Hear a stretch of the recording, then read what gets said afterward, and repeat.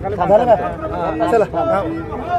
चला बोलू किती माणसं बोला सुरू करायचं का? चला करा कुलदीपराव हा बोला केंद्र सरकारच्या माध्यमातून NCERTने जे छत्रपती शिवाजी महाराजांनी जे संपूर्ण भारत देशामध्ये हिंदवी स्वराज्य उभं केलं आणि देशाच्या स्वातंत्र्याची स्वराज्याची पहिली लढाई जी छत्रपती शिवरायांच्या माध्यमातून या महाराष्ट्राच्या मातीतनं उभी राहिली, आज तो हिंदवी स्वराज्याचा छत्रपती शिवाजी महाराजांनी उभ्या केलेला आज साम्राज्याचा नकाशा हा काढण्यात आलेला आहे.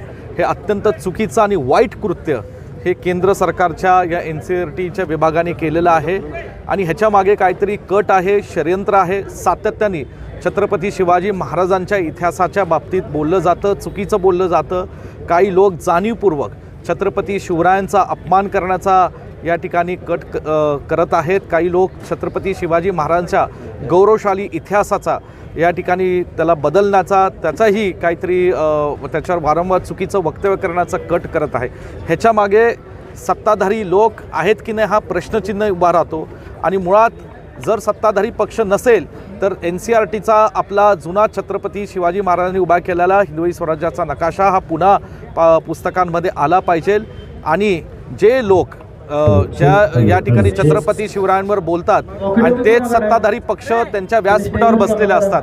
आणि म्हणून मला आपल्याला सर्वांना विनंती करायची आहे की छत्रपती शिवरायांच्या इतिहासामुळे पराक्रमामुळे या महाराष्ट्राची आणि हिंदुस्थानाची निर्मिती हे कुणी नाकारू शकत नाही. छत्रपती शिवरायांनी बलुतेदारांच्या सर्व जाती धर्मातल्या लोकांना न्याय देण्याचं काम केलं, त्यांना सोबत ठेवण्याचं काम केलं आणि हिंदवी स्वराज्य उभं केलं. छत्रपती शिवरायांच्या अशा इतिहासाला कुणी गालबोट लावण्याचा प्रयत्न केला तर मराठी माणूस आणि आम्ही कधी सहन करणार नाही. आणि म्हणून आज 1 मेच्या महाराष्ट्र दिनाच्या निमित्त सांगलीमध्ये आज सर्व पक्ष या ठिकाणी आज हा इथे मेळावा आयोजित करण्यात आलेला आहे. त्याला मी जयंतराव पाटील साहेब, आमचे खासदार विशालजी पाटील आणि अनेक मान्यवर उपस्थित आहेत. आणि म्हणून राज्य सरकारला मी या ठिकाणी सांगू इच्छितो हे तातडीने राज्य सरकारने पुढाकार घ्यावा आणि NCERTचा जुना शिवरायांचा इतिहासाचा नकाशा हा आला पाहिजे.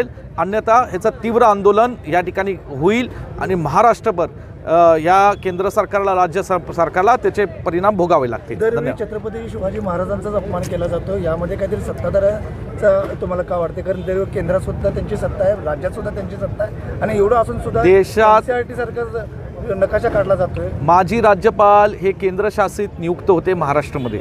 त्यांनी महात्मा ज्योतिराव फुलेंबाबतीत अपमान केला, त्यांनी छत्रपती शिवरायांच्या बाबतीत अपमान केला आणि नंतर जसं जयंतराव पाटील साहेब म्हणले त्यांना नंतर पद्मभूषण देण्यात आलं. आज सत्ताधारी पक्ष ज्या व्यासपीठावर बसतो त्याच व्यासपीठावर एक बाबा येतात आणि ते बाबा छत्रपती शिवरायांच्या बाबतीत बोलतात. हे म्हणजे त्या व्यासपीठावर बसलेल्या लोकांना त्याचं वाईट वाटलं नाही, त्याचा राग आला नाही. तिथल्या तिथं उठून त्यांनी म्हणायला पाहिजे होतं की तुम्ही हे बोलताय ते चुकीचं बोलताय आणि हे आम्हाला अमान्य आहे. पण थोडंसुद्धा हिंमत आणि दानत त्यांना या ठिकाणी जाणवली नाही. आणि मग कुठेतरी हे केंद्र सरकार अशा गोष्टींना पाठीशी घालतंय का हा संशय निश्चितपणे महाराष्ट्रातल्या लोकांना. पण मराठी माणूस, महाराष्ट्रातले लोक हे कदापि सहन करणार नाही आणि आम्हीसुद्धा असलं खपून घेणार नाही हे स्पष्टपणे या राज्य सरकारला आणि केंद्र सरकारला सांगू इच्छितो. अन्यथा ह्याच्यावर तीव्र आंदोलन या ठिकाणी केलं जाईल आणि सगळा मराठी माणूस जागा झाला तर काय मराठी माणूस करू शकतो, छत्रपती शिवरायांचा मावळा काय करू शकतो, इतिहास त्याला साक्ष आहे.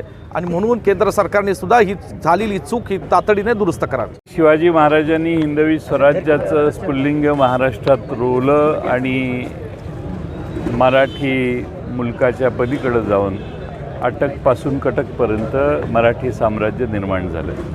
आज त्याचा नकाशा बदलण्याचं पाप NCERTने केलेलं आहे. NCERTने केंद्र सरकारला विचारलं असेल की हा नकाशा बदलू का आणि त्याचा त्यांच्याकडून होकार गेला असेल. आणि म्हणून महाराष्ट्र सरकारला आमची विनंती आहे त्यांनी या प्रकरणात लोकांचा अंत बघू नये, लवकरात लवकर लक्ष घालावं. हा नकाशा पूर्वीचा जसा होता तसाच त्या